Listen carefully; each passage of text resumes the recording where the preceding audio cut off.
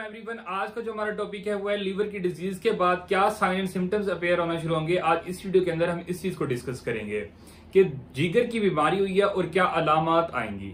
अब इस वीडियो को शुरू करने से पहले अगर आप लोगों ने हमारा चैनल सब्सक्राइब नहीं हुआ तो चैनल सब्सक्राइब कर लें, वीडियो को लाइक कर लें और शेयर कर लें, और साथ में बेल का आइकन भी जरूर हिट कर लें ताकि न्यू आने वाली जो वीडियोज हैं वो आपको आसानी से मिलती रहें।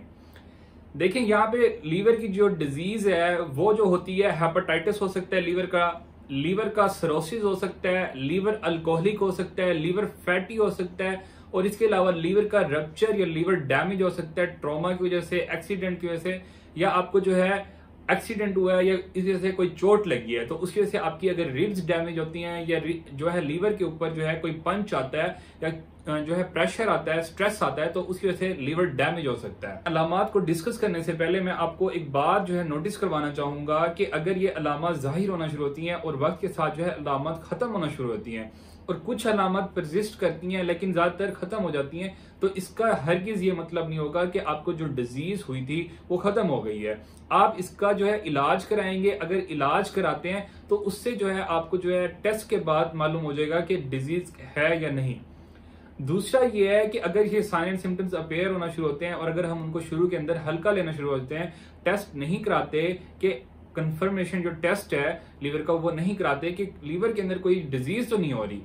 अगर वो नहीं कराते तो उससे क्या होता है कि आहिस्ता आहिस्ता ये जो सिम्टम्स हैं, अलामत बढ़ना शुरू हो जाती हैं और डिजीज जो बीमारी है वो भी पीक पे चली जाती है। अब क्या होता है, अब इलाज भी मुश्किल हो जाता है, इलाज जो है महंगा भी हो जाता है और मुश्किल भी हो जाता है, और लीवर को वापस, जिगर को वापस हेल्दी सूरत हाल के अंदर लेके आना मुश्किल हो जाता है। तो आप लोग जो है इसका बर वक्त जो है इलाज कराएंगे। अगर ये अलामात पैदा हो रही हैं तो आप लोग जो है लीवर के जो टेस्ट हैं वो करवा लेंगे। अब यहाँ पे हम अलामात डिस्कस कर लेते हैं। अलामात के अंदर सबसे पहले हमें जो है बुखार आना शुरू होता है, बुखार उतरता है, उसके बाद जो है आपकी जो कंडीशन है उसके अंदर क्या आता है कि आपको नोजिया और वोमिटिंग की जो है कंडीशन होना शुरू हो जाती है,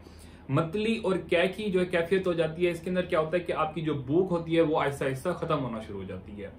तीसरे नंबर पे जो यूरिन का जो कलर होता है वो जो है गहरा होना शुरू होता है, पीला होना शुरू होता है, जर्द होना शुरू हो जाता है। चौथे नंबर पे जो फीसिस या जो फीकल मटेरियल है, जो वेस्ट जो मटेरियल है आपकी बॉडी का, उसका जो कलर होगा वो भी जो है जर्द होना शुरू हो जाएगा, पीला होना शुरू हो जाएगा, पेल होना शुरू हो जाएगा।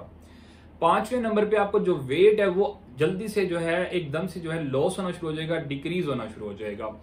छठे नंबर पे फटीग होगी, थकावट महसूस होगी, हर टाइम जो है बंदा थका हुआ फील करेगा। अब देखिए, आपका जो लीवर होता है उसका असल में काम होता है डिटॉक्सिफिकेशन करना, आपका जो मेटाबॉलिज्म है उसके ऊपर भी काम करता है लीवर, और इसके अलावा जो है आपके क्लोटिंग फैक्टर्स को भी बनाता है। तो लीवर अगर आपके ब्लड को प्योरीफाई नहीं करेगा तो आपके ब्लड के अंदर जो आपके जो टॉक्सिसिटीज हैं वो बढ़ेंगी, जो टॉक्सिन्स हैं वो बढ़ेंगे, तो वो आपके जो है आपके अंदर फटीग भी कॉज करेंगे, आपके अंदर वीकनेस भी कॉज करेंगे। ठीक है। सातवें नंबर पे क्या होगा कि कंफ्यूजन या डिप्रेशन की जो स्टेट है वो होना शुरू हो जाएगी। आठवें नंबर पे जो बड़ी अलामत है उसके अंदर हमें क्या मिलता है कि लीवर की डिजीज के अंदर हमें अक्सर जो है पेट के अंदर जो है राइट साइड पे ऊपर की तरफ जो है पेट के ऊपर वाले हिस्से के अंदर हमें दर्द और जो है हमें वहां पे जो है सूजन मिलती है। इसके अलावा इसके साथ साथ जो है आपके जो लेग्स के अंदर, एंकल के अंदर और पैरों के अंदर एडिमा मिलेगा, पैरों के अंदर, एंकल्स के अंदर, और आपकी जो लेग्स हैं वो स्वेल होना शुरू हो जाएंगे, उनके अंदर जो है बहुत ज्यादा सूजन आ जाएगी। अब ये क्यों होता है? ये इस वजह से होता है कि आपके बॉडी के अंदर जो फ्लूइड की रिटेंशन होना शुरू होती है। आपके ब्लड के अंदर लीवर के डैमेज होने से आपके ब्लड के अंदर जो एल्ब्यूमिन जो प्रोटीन है उसकी जो क्वांटिटी है वो आहिस्ता आहिस्ता कम होना शुरू होती है। जब कम होती है तो खून की नालियों में जो खून बह रहा है उनके अंदर जो प्रोटीन एल्ब्यूमिन कम हो गया, उसकी वजह से क्या होगा कि ब्लड का जो पानी है, वाटर है, वो आपके टिश्यू के अंदर लीक होना शुरू हो जाएगा, आपकी ब्लड वेसल्स को क्रॉस करेगा और वो टिश्यू में आना शुरू हो जाएगा, जिसे हम कहते हैं एडिमा की कंडीशन, स्वेलिंग की कंडीशन। आपके पैरों के अंदर, आपके जो है टांगों के अंदर स्वेलिंग मिलेगी। इसके अलावा 9th नंबर पे हमें कंडीशन मिलती है कि आपके जो जख्म होंगे, जो ब्रूसेस होंगे, वो लेट हील होंगे। देखें, आपको जो लीवर है वो बनाता है आपके क्लोटिंग फैक्टर्स। आपको जब भी चोट लगती है उसके ऊपर जो जख्म जो भरना शुरू होता है, जो क्लॉट बनता है, उसको बनाने वाले जो फैक्टर्स होते हैं, जो प्रोटीन्स होती हैं, वो आपका लीवर, आपका जिगर बना रहा होता है। جب آپ کا جگر کمزور ہوتا ہے، جب جگر آپ کا الکوہلک ہوتا ہے، شراب پینے کی وجہ سے کمزور ہو جاتا ہے، تو وہ جو پروٹینز ہوتی ہیں، جو فیکٹرز ہوتے ہیں، وہ جو ہے آہستہ آہستہ کم بننا شروع ہو جاتے ہیں۔ اب جب ان کی کمی ہوتی ہے خون کے اندر، اب اس کے بعد اگر چوٹ لگتی ہے یا بروز آتا ہے یا ٹراما آتا ہے، واؤنڈ آتا ہے، تو اس سے جو اس کی جو ہیلنگ ہے وہ سلو ہو جاتی ہے۔ اس کے علاوہ سکن ایچی ہو جائے گی، سکن کے اوپر ریش یا سکن کے اوپر خارش ملے گی۔ اس کے علاوہ امپورٹنٹ اور جو سب سے اہم 10واں جو ہمارے پاس پوائنٹ ہے، علامات ہے،